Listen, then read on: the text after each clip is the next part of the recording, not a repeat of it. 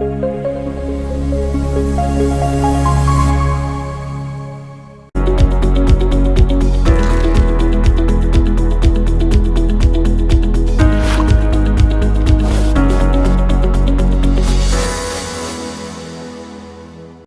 boa noite, meus queridos alunos da EJA, etapa de número 7. Tudo bem com vocês? Eu espero que vocês estejam muito bem. Aqui quem fala é o professor Adriano de Alcântara, seu professor de inglês aqui do canal Educação. E aí, galerinha, tudo em cima? Todo mundo show demais? Depois, é claro, da aula, show também do professor Luiz Romero. Vamos agora, então, começar a falar um pouco mais sobre gêneros textuais. Nosso encontro passado, a gente estava falando sobre poemas, aí entramos um pouquinho nas músicas, ficou uma música para a gente retratar. No encontro de hoje, a gente vai começar por ela, e aí em seguida a gente entra no conteúdo de hoje, que é falar de contos, pessoal. A gente vai falar um pouco sobre gêneros de textos fictícios, não fictícios, e aí eu mostro 2 exemplinhos para vocês, para que fique bem legal o nosso encontro de hoje. E é claro, mostrando as características, mostrando algumas estratégias para você sempre anotar no seu caderno. Olha, palavra aqui, vocábulo tal, sempre importante você estar inteirado nisso. Sem mais delongas, vamos que vamos. Muito boa noite a todo mundo que nos assiste, todas as plataformas que o canal Educação alcança, que não são poucas, hein? Olha só.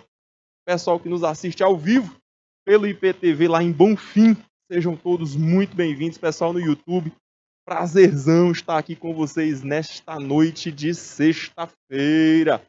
Sextou! Eu sou o professor Adriano, você já me conhece, nossa aula de inglês está começando. E aí, como eu já falei para vocês, vamos falar de gêneros textuais. E por hoje a gente vai dar uma trabalhada nos contos, pessoal, nos contos.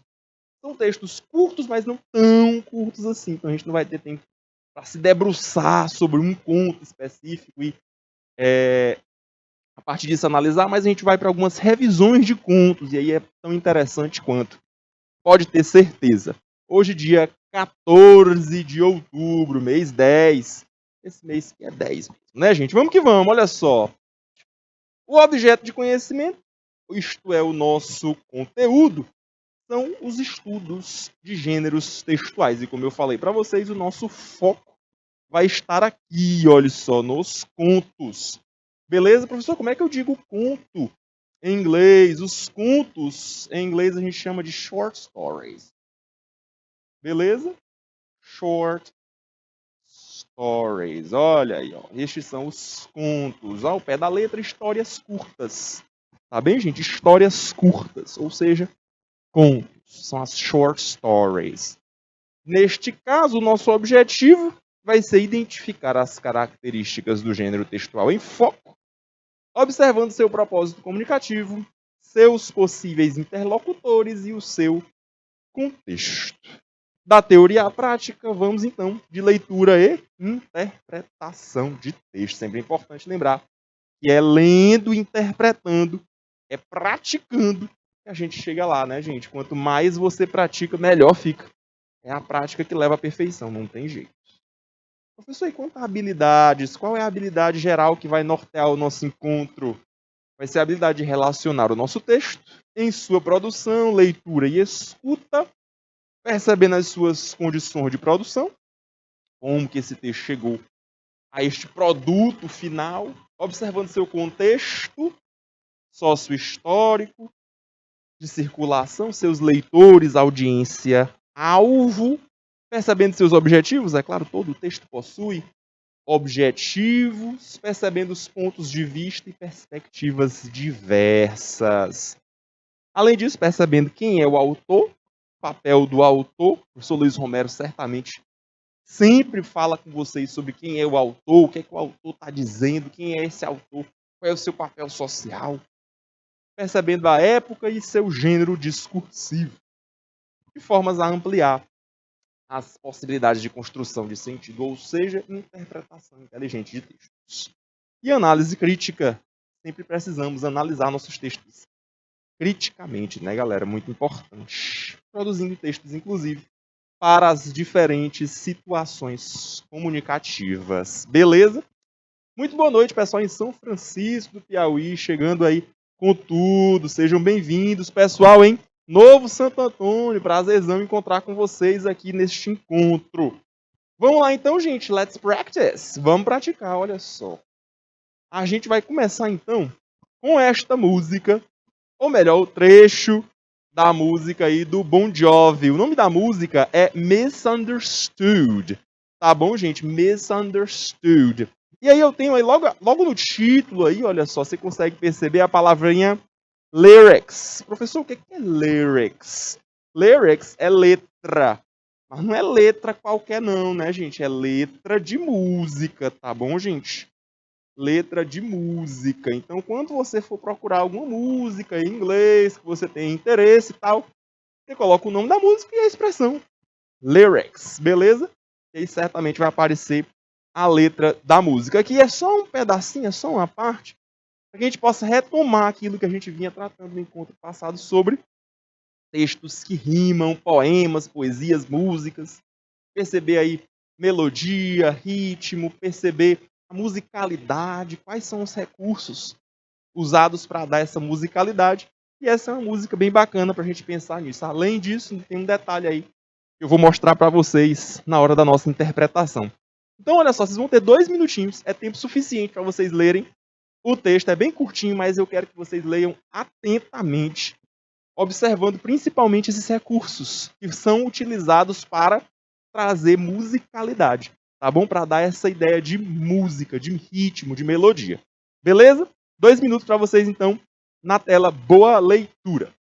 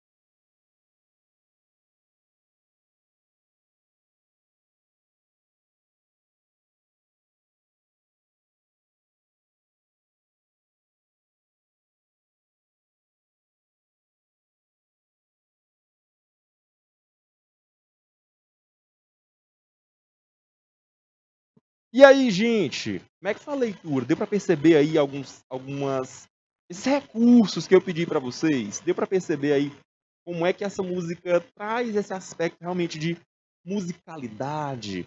Perceba, olha só, alguns recursos são, por exemplo, repetição. Perceba, logo aí no iniciozinho tem, olha só, 2 perguntas. Should I? Could I? Observando isso, pessoal, você já consegue perceber que as 2 perguntas são retóricas, está perguntando para mim mesmo. Eu devo? Eu deveria fazer isso? Eu posso fazer isso? Então, olha só, são essas coisas que vão mostrando para você. Olha, parece música. Vai te dar musicalidade. E você está fazendo perguntas e perguntas. E observa só também, ó. Observa só também a ideia meio que rimada, olha só. Times mine. Ah, professor. Então, olha só, aqui dá para eu perceber, ó. Dá para eu perceber uma rhyme. Olha aí, ó. Tá rimando, pessoal. É uma rima. Rhyme. Time, mine. Observa só, então, que logo aqui ele começa fazendo pergunta. E aí, se você percebe a segunda frase, have said the wrong things right 1,000 times, é o complemento das duas perguntas. Ah, professor, então por isso que ele está usando isso daí. Então, olha só, eu deveria ter dito essas coisas erradas da maneira certa, centenas, milhares de vezes. Aí, olha só, outra repetição. De novo, outro recurso para dar musicalidade. If, olha aí, ó. If I could, if I could. Olha aí, ó. Se eu pudesse voltar no tempo. I see it in my mind. Eu fico percebendo aqui na minha própria mente. E aí volta, ó. If I could turn back time. Se eu pudesse voltar de novo no tempo. Perceba a repetição. Repetição também é marca de musicalidade. Também é marca de musicalidade. E eu queria que vocês observassem, antes da gente ir para a questão, 3 detalhes. 3. O primeiro deles está bem aqui, ó. Rewind. Eita, professor, o que isso significa? Rewind. Wind, pessoal, é a ideia de dar corda, de se mover para frente. E aí, no caso aqui, ele está falando de tempo. Então, seria mover o tempo. Mas aí, observe que ele usou o ré antes. Então, seria retornar no tempo. Voltar no tempo. Você consegue perceber isso? Professor, o que você quer mostrar para a gente com esse ré? Quero mostrar para vocês que aqui eu tenho um prefixo. O que é um prefixo? Aquilo que se encontra antes da palavra. É um pedacinho, ó, no caso aqui é o ré. E esse pedacinho significa, modifica o significado, o sentido da palavra. Show de bola? Vou mostrar mais uma. Mesma ideia. No título agora, ó. Misunderstood. Professor, vamos pensar aí no que é isso daí? Vamos lá. Se você percebe que aqui eu tenho o passado do verbo understand, que é o verbo compreender, entender. E aqui você utilizou o prefixo mês. Esse mês, pessoal, é uma coisa que não deu certo. Uma coisa que deu errada. Professor, então é uma compreensão errada? É isso aí. Então, olha só, o que ele está falando aqui na música, que ele queria retornar no tempo. Ele não se expressou direito, ele disse as coisas erradas. E ele queria voltar no tempo para dizer as coisas de maneira correta. Ele se expressou mal. Entende? Ele se expressou mal. Maravilha. E a última coisa que eu queria que vocês observassem é essa contraçãozinha bem aqui, ó. You'd. O professor bem aqui tem que colocar o óculos de visão 3D. Já, exatamente. Tem que enxergar que bem aqui esse apóstrofo D. Observe só. A apóstrofe D bem aqui, gente, é would. Eita, professor. E aí, como era que eu ia enxergar só com esse Dzinho final? Era para eu enxergar bem aí. Would, pois é. Esse would é o nosso condicional. Beleza, gente? É o nosso condicional. Então ele meio que se pergunta: se eu pudesse voltar no tempo, será que você ainda seria minha? Olha só. Terminou então o relacionamento porque ele se expressou mal, né, gente? Ele não conseguiu se expressar de maneira interessante. Não foi compreendido. Tá aí então o would mostrando pra gente então um condicional. Bora para nossa questão? O título da música do cantor Bon Jovi é Misunderstood. Qual é a ideia que a gente pode trazer, que a gente pode inferir a partir do seu prefixo? O professor lembra aí que você mostrou pra gente, ó. Misunderstood. Tá aqui o mes, ó. Esse é o nosso prefixo, pré porque vem antes. Tá aí, ó, misunderstood. Qual é a ideia? A gente, letra A diz que é a negação da verdade. Verdade? Não, gente. Aí não é verdade, não, porque eu tenho a ideia de understand, de compreender. Não é verdade, é compreensão. Letra A tá fora. Professor, que tá a letra B de bola? É o modo como se fez algo. Não, gente. Aqui, esse mês, é a ideia de erro. Mesa é erro. É essa a ideia. Não é a ideia de modo. Modo, quem expressa modo, é advérbio de modo. Não sei como é que eu faço advérbio de modo. Em inglês, advérbio de modo, você coloca ly no final da palavra. Professor, e esse ly, a gente entende ele como? Na língua portuguesa, a gente traz a ideia do mente. É o verbo mentir, professor? Não. É a maneira como você faz alguma coisa. Ah, professor, eu faço uma coisa rápido. Eu faço rapidamente. Eu faço uma coisa de forma inteligente, inteligentemente. É a maneira como você faz alguma coisa. Tá aí o mente. Então é o modo. Formador de advérbio de modo. É isso? Não. Não é isso. Elimina a letra B de Brasil. Estou entre letra C e D. Letra C diz que foi um mal entendido. E letra D diz que é contra a compreensão geral. Não, gente. Não é que seja contra. Perceba a diferença entre o contra e o mal. O contra é a ideia de oposição. Será que ela entendeu o oposto do que ele quis dizer? Não sei, eu não tenho essa informação. O que eu consigo entender é que ele foi mal interpretado, ele foi mal entendido. Ocorreu. O que é um mal entendido? Vamos pensar um pouquinho. O que é um mal entendido? É a nossa resposta, né? Letra C, a nossa resposta. O que é um mal entendido, gente? É quando, na teoria da comunicação, um emissor, alguém que está enviando a mensagem, emite a mensagem para o receptor, mas o que o receptor entende não é a mesma coisa que o locutor, que é aquele que falou, quis dizer. Isso é um mal entendido. Quando essa interpretação não bate, há um conflito. Isso é o que a gente chama de mal entendido. E foi isso que aconteceu aí com o Bon Jovi na música Misunderstood. Resposta correta, letra C de Canal Educação. Show de bola, gente! Maravilha, hein? Vamos então agora falar um pouquinho sobre os contos, não é mesmo? A gente tinha mencionado mais cedo e a gente vai para Inside Information. Aquela informação que está dentro, que já vem dada antes mesmo de você ler o texto. Vamos lá então? Professor, primeiramente a gente tem que perceber, olha só, que nós temos duas possibilidades de textos do formato conto. Eu posso ter um texto fictício e eu posso ter um texto não fictício. Vamos pensar um pouquinho? Professor, o que é um texto fictício? É aquele que se refere a um plot, a um enredo. Tem um setting, tem todo um contexto. E tem também characters, personagens. Tudo isso fruto da imaginação. Ah, professor, então a palavra-chave da ficção é a imaginação, exatamente. Olha para a imagem. Pode ser algo fantástico, como você percebe aqui, um macaquinho lendo. Professor, o macaco não lê. O macaco na escola, não pode acontecer um negócio desse.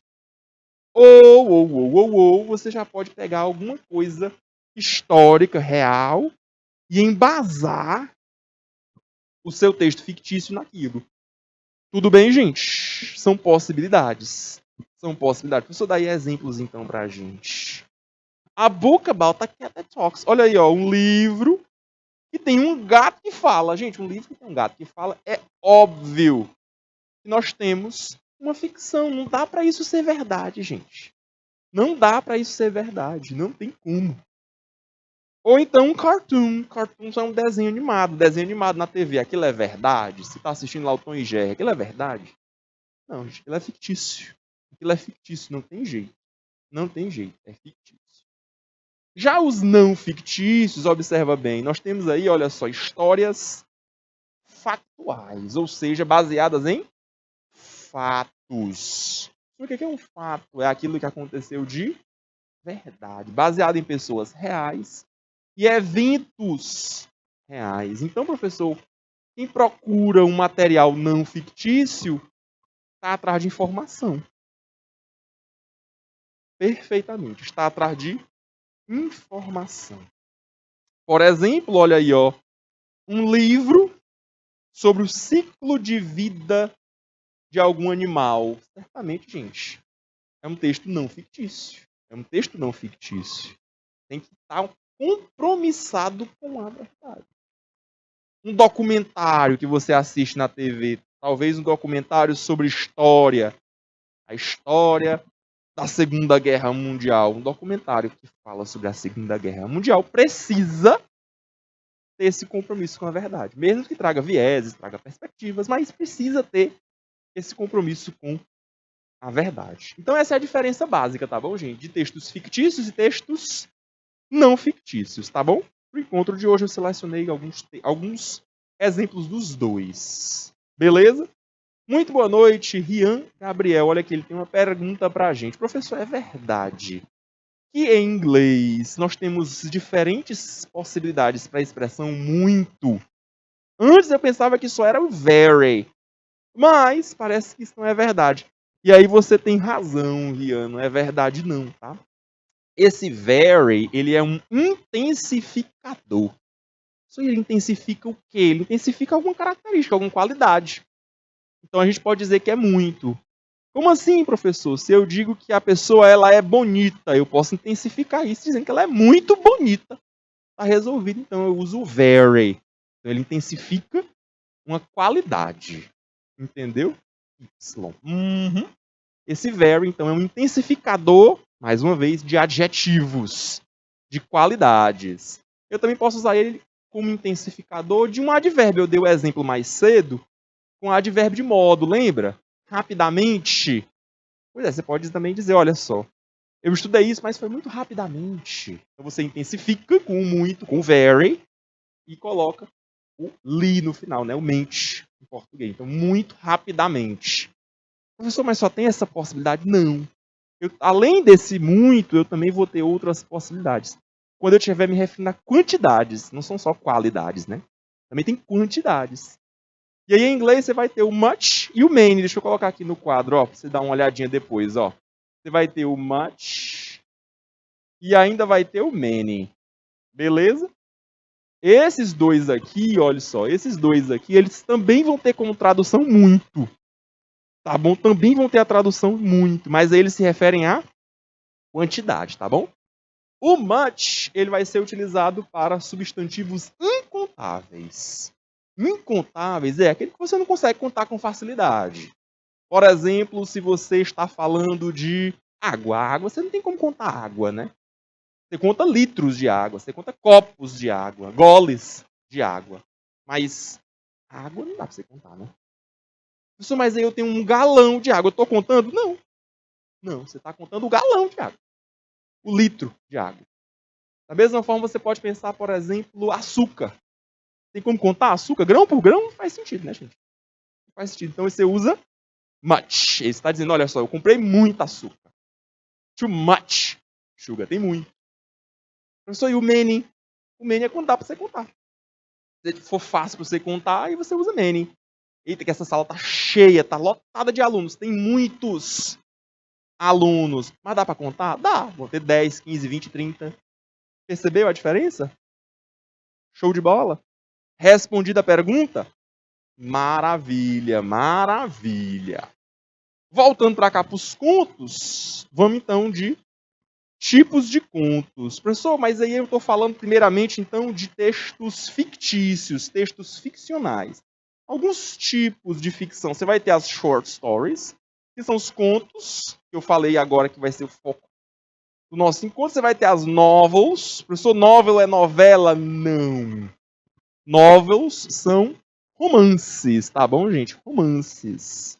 Você vai ter as novelas, que são novels mais curtas, ou seja, crônicas. E você ainda vai ter ficções históricas. Como eu falei mais cedo, você pode, por exemplo, perceber, talvez, conceber um texto, escrever um texto sobre Lampião e Maria Bonita. Você não tem compromisso nenhum com a verdade, você não vai fazer nenhum estudo científico, histórico, nada disso. Você só escreve eles como personagens uma história sua. É um texto fictício. Mas aí a gente chama de ficção histórica, tá bom? Porque esses personagens realmente existiram, apesar de você não ter ido buscar na fonte nada que referenciasse a verdade que aconteceu com eles. Mas vamos de exemplo. Eu separei então, olha só, o conto e o romance. Vamos primeiro para um conto. Professor, a gente pode ter conto, por exemplo, contos de fada? Pode. Esse aqui, por exemplo, é bem próximo do que a gente chama de conto de fada.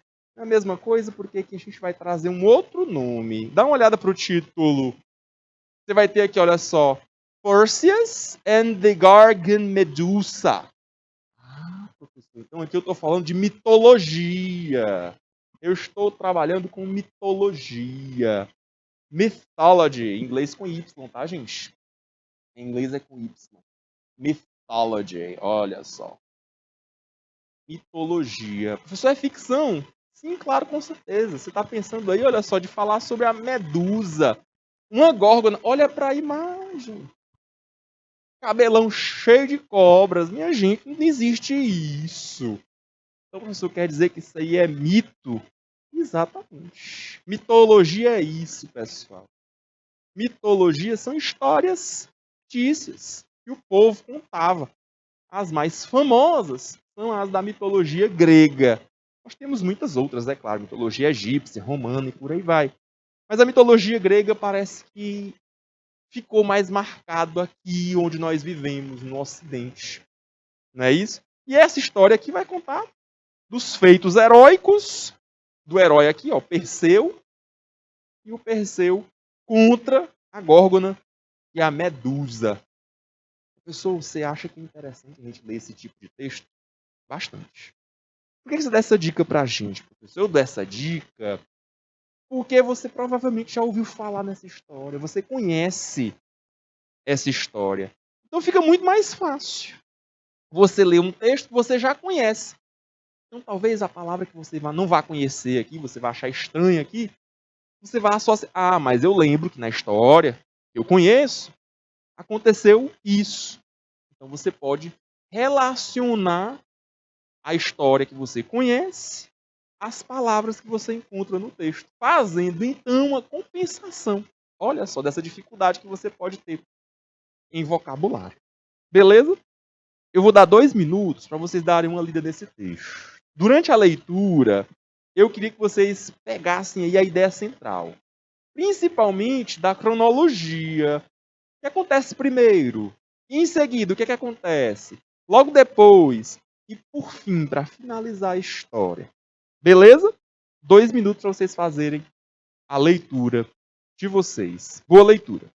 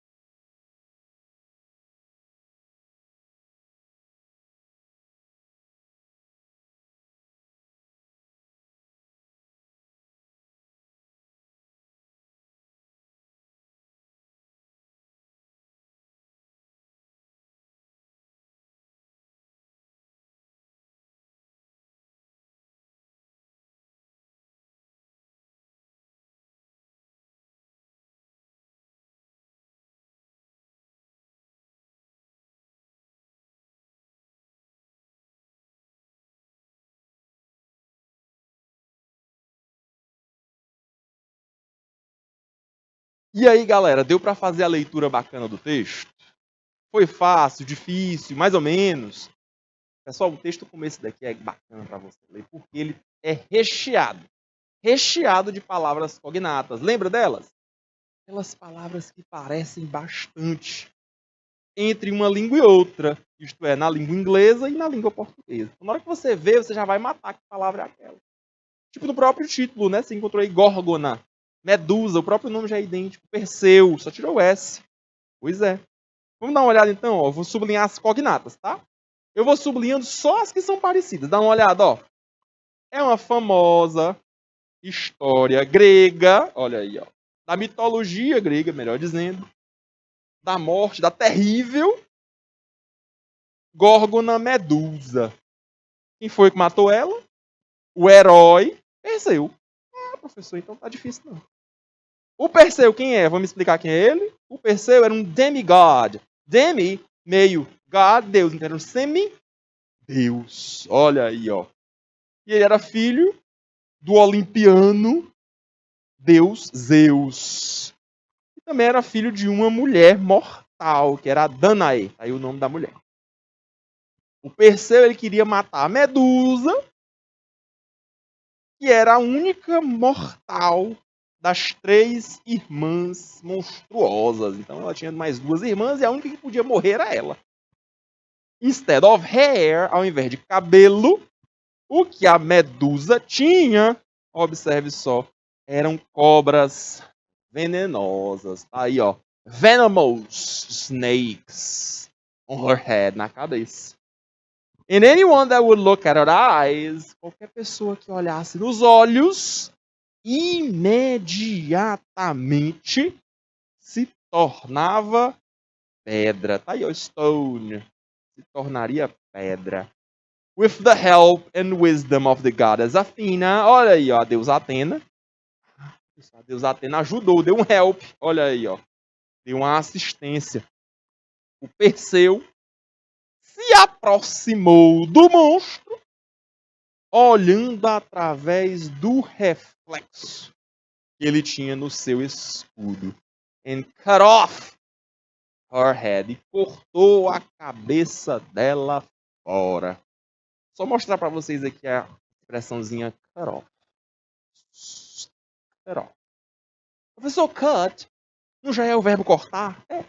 Para que esse off? Que tem uma diferença. Se você estiver cozinhando e sem querer você cortou o seu dedo, aí você só usa a expressãozinha cut. E você cortou, foi sem querer, tá um cortezinho pequeno. Agora aqui não, aqui é cut off. Pra que esse off, professor? Off não é a ideia de desligar? Pois é. Desligar, gente, é de tirar da parte central. Então ele cortou a cabeça dela fora. Entendeu a diferença? Professor, então se eu tiver cortado meu dedo, então eu vou dizer cut off. Não, eu digo só cut. Só cortei o dedo. Agora se eu cortei o meu dedo, eita, filho, e ficaram 2 pedaços, aí você usa cut off. Beleza, gente? Isso aí vocês vão ver mais à frente. A gente vai tirar uma aula para falar sobre isso depois. É o que a gente chama de verbo frasal. Beleza, gente? O que é um verbo frasal é aquele que você joga uma preposição, na maioria das vezes, depois do verbo, e ele altera o seu significado. Beleza, gente? Então tá aí. Texto bacana para vocês darem uma lida. Professor, então, se eu tenho esse interesse, se eu gosto de ler sobre esses textos que relatam a mitologia, quiser dar uma olhada em outros contos que retratam a mitologia, você dá essa dica para a gente, com certeza. Certamente vão ser leituras bastante proveitosas. E você já deve ter esse contato anterior. Muita gente conhece muito sobre os deuses da mitologia e os mitos que aconteceram e tudo mais. E aí você lê esse texto em inglês, certamente já tendo o apoio do conhecimento prévio que você tem, aí vai ser fichinha, vai ser fácil demais. Beleza? Então aí foi o nosso primeiro exemplo sobre um texto que retrata um conto da mitologia grega. Show de bola? Vamos para o nosso segundo exemplo? Ah, professor, e aqui não vai ser só um conto, Mas aqui é uma revisão de um romance. Olha só. Professor, o que é um romance? O romance, que em inglês a gente chama de novel. Novel, olha só. O romance é uma novel. Isso mais parece novela, eu sei, mas não é. O romance, tá aí, observe só. Ele vai ser aquela história mais longa. Vai ter um enredo, vai ter personagens e tudo mais. Professor, aqui está a capa do livro, olha só. O livro foi escrito pelo Khaled Hosseini. Eu deixo logo aí já como dica. Tem o filme? Tem, mas o filme não é tão brilhante quanto o livro. Tá bom, gente? O livro é o Kite Runner. É o Caçador de Pipas. Beleza, gente? O Khaled Hosseini, autor do livro, tem mais outros dois, tão bons quanto A Cidade do Sol e O Silêncio das Montanhas. Nos três, ele retrata sobre as dificuldades do Oriente Médio, a vida de imigração e tudo mais. Tá bom, gente? Mais especificamente no Afeganistão. Lembrando aí que o Afeganistão retomou o apoio do Talibã. E aí a problemática lá é grande. Eles estão em cima desse barril de pólvora, né, gente? Cheio de petróleo e tudo mais. Então, galerinha, como o nosso tempo já está um pouco mais curto, eu vou ler com vocês aqui o que nós temos como revisão, esse review aqui do livro Caçador de Pipas, que em inglês o original é o Kite Runner. Olha só, aí é uma história, o personagem principal é o Amir, observa só. E ele é um Muslim. Professor, o que é um Muslim? Muslim é muçulmano. Lembrando aí que há uma divisão entre os muçulmanos. Os sunitas e os xiitas. Ele é um sunni, olha só. É um sunita. E ele batalha muito. Ele struggle para se encontrar no mundo, principalmente por conta dos after effects, dos efeitos que acontecem após uma série de eventos traumáticos de sua infância. Certamente, né, a gente está falando aí de infância em um cenário de guerra, né, pessoal? Um cenário completamente tomado por guerra. Então, logo em seguida, nós continuamos o texto falando do adulto. É ele que abre a história, ele que abre a novel. E ele já está nos dias presentes lá nos Estados Unidos. Professor, mas ele não era do Afeganistão? Pois é. Ele vai contar a história, ele vai narrar a história dessa vinda dele, dessa imigração para os Estados Unidos. E ele fala, então, uma vaga referência sobre os eventos. E aí acontece um fenômeno incrível das novelas e dos romances, que é o que a gente chama de flashback. Ele rememora, ele traz tudo de volta. O flashback da sua infância lá no Afeganistão. Além, é claro, das experiências típicas da infância, ele também luta para ter para ter essa relação mais próxima com o seu pai, a quem ele chama de Baba, e, é claro, determinar a exata natureza da relação que ele tem com seu melhor amigo, que é o Hassan. Professor, o Hassan, ele é da mesma origem do Amir? Ele é um sunita? Não, observe só, ele é um muslim, continua sendo muçulmano, mas ele participa desse clã menor, que é o Shia. Isso quer dizer que ele sofre preconceito por conta dessa determinação.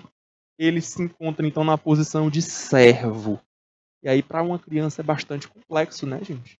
Tem um garoto da mesma idade, juntinho lá dele, mas que é um servo, tem uma posição social menor do que a dele. Além disso, chega à tona, olha só, a sua pré-adolescência, e vem muitas decisões bastante complexas, com repercussões ainda mais complexas.